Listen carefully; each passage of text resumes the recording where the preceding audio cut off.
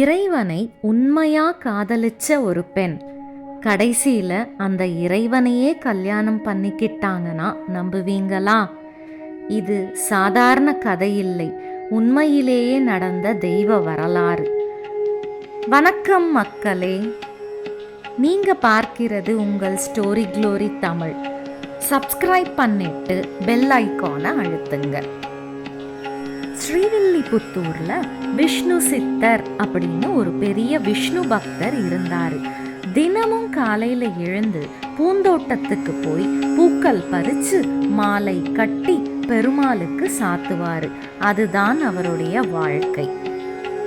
ஒரு நாள் பூந்தோட்டத்துல குழந்தை அழுகுரல் கேட்குது. அவர் அருகே போய் பார்த்தாரு.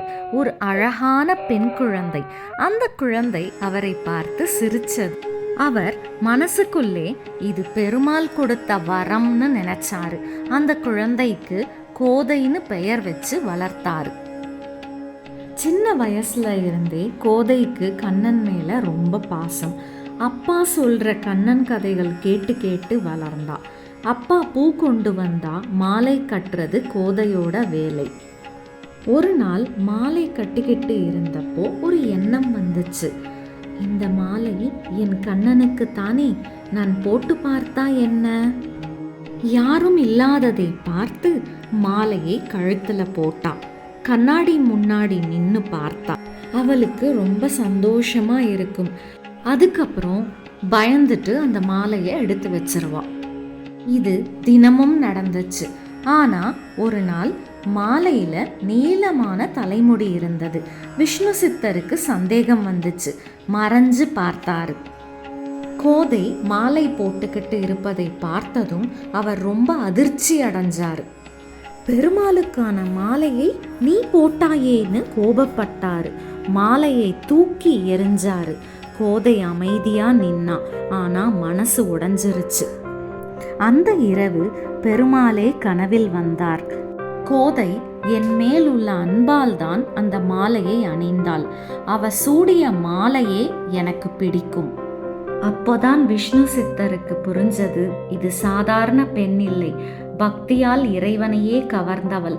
அந்த நாளிலிருந்து கோதை ஆண்டாளானாள். காலம் கடந்து ஆண்டாள் ஒரு முடிவு எடுத்தாங்க. நான் ஸ்ரீரங்கநாதரையே கல்யாணம் பண்ணிக்க போறேன். மார்கழி மாதம் நோன்பு இருந்து திருப்பாவை பாடினாங்க. இறைவனை மனமாற வேண்டினாங்க.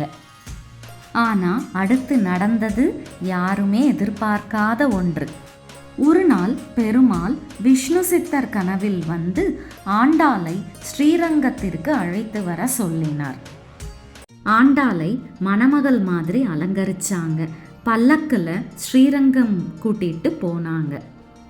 ஆண்டாள் கோயிலுக்குள் போனாங்க. கருவறை முன்னாடி நின்று, ரங்கநாதா, நான் வந்து விட்டேன். அடுத்த நொடி அவங்க பெருமாளோட ஒன்றாயிட்டாங்கன்னு நம்பப்படுகிறது. இப்படி மனிதராக பிறந்த ஆண்டாள் பக்தியால் இறைவனையே அடைந்தார். நண்பர்களே, உண்மையான பக்தி இருந்தா கடவுள் நம்மை நிச்சயம் ஏற்றுக்கொள்வார்.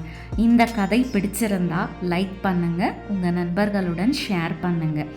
இன்னும் இப்படிப்பட்ட தெய்வ கதைகளுக்கு ஸ்டோரி க்ளோரி தமிழ் சேனலை சப்ஸ்கிரைப் பண்ண மறக்காதீங்க. மீண்டும் ஒரு தெய்வ கதையுடன் சந்திப்போம். வணக்கம்.